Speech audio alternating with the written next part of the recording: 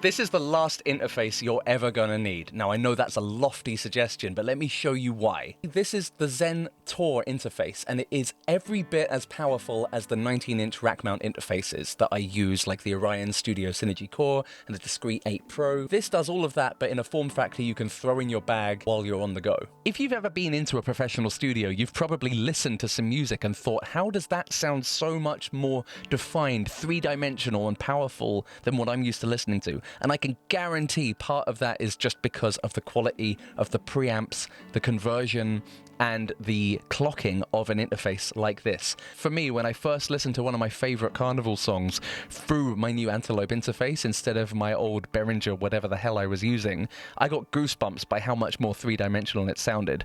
I will die on the hill that that is not just audiophile black magic stuff. That's real. That's tangible, and it matters for the output and input quality, and interfaces like this make a huge difference to how professional, shiny, and powerful your music can sound. It doesn't just stop there. Guitarists also have on this 4 different high Z inputs.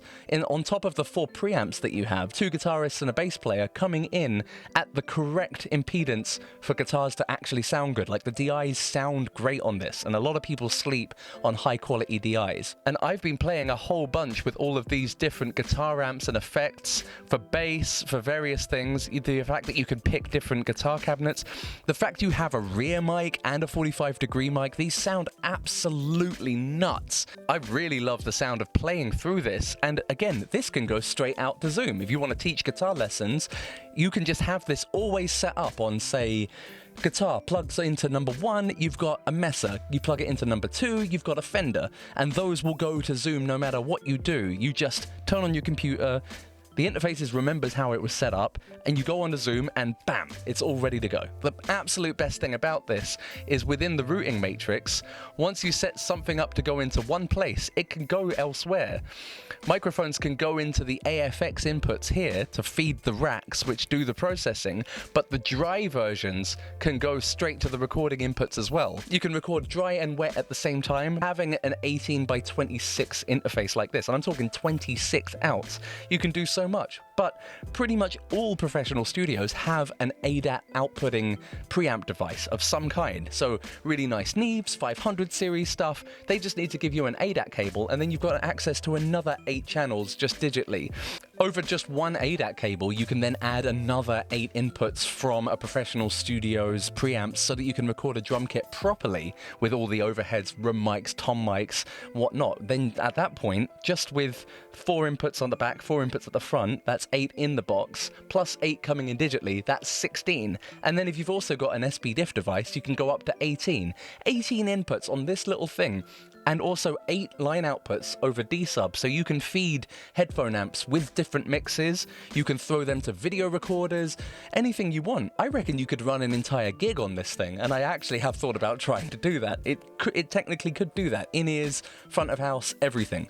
If you needed to record something from the internet, if you're listening to it, this whole mixer is just going to these inputs here. I click record, and I am literally getting the input of that right now. This is literally that music that you're hearing right now coming straight into Cubase. Now I can work with that, manipulate it however I want, and that's literally just because this mixer goes to 2 inputs that this is connected to. It's that simple. It's just a patch bay. This is what you're listening to now in terms of a vocal strip. You've got a comp 4K strip that has compression and expansion level on it. We can totally see this pumping here now. 2 different compressors. It's going quite wild at the moment. Were we to want to add extra tuning onto this, we could have ourselves some auto-tune while we were at it. How many interfaces can do this? Woo! And I can send that to Discord, to Zoom, whatever I want. Very useful tool to just get a vocalist in and make them feel comfortable, because this stuff's all 0 latency. This interface really makes Windows users feel like they have the freedom of audio working as Apple users. A lot of people feel pressured to get into the Apple computer side because of programs like Soundflower, which allow you to take inputs and outputs virtually. But the amount of times I've been on a call with someone with a Mac and they've been like, "Can you hear that?" And I'm like, "No," and then they work it out. and then I can hear it. There is no value you can place on a lost idea. When something magical is happening and the tech is in the way, what is lost can never be found again. Now, I'm really comfortable with advanced routing stuff, and even I find these other programs just to be too much of a pain in the head. But for some reason, this stuff just feels like I'm working with analog. It feels like what's coming out of Spotify is on two jacks that are going to Zoom. So to summarize, it's a portable studio, it's the ultimate online collaboration tool, it's got native loopback with rock-solid Windows integration, it's got presets so you don't need a PhD to set the dang thing up, you've also got integrated amps and effects, boutique compressors and EQ, tape saturation, auto-tune, it's got 2 reamp outputs so you can plug in actual guitar amps live in the room, 2 dedicated headphone amps with great conversion quality, the list goes on, and all of that coming in and out with fantastic quality converters, and everything's able to be done with a touch of a button, including 5 hardware presets that you can set however you want. Literally, what more do you want out of an interface? What more could you possibly need, especially when this stuff links in with Zoom and Discord, and with this interface you're not alone. There's a community of people who are happy to help out each other and share ideas, preset files, and various different ways to make use of this. So you can join in and they'll help you out. They'll be happy to help you out. I'm in there, my friends are in there.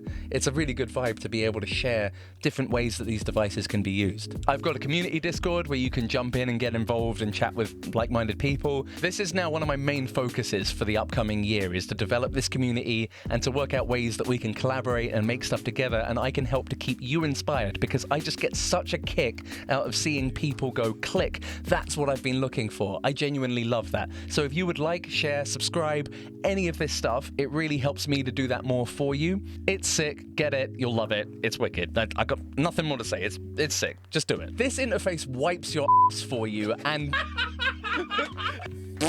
that's just marketing spiel. We can totally see this working. We can cut that.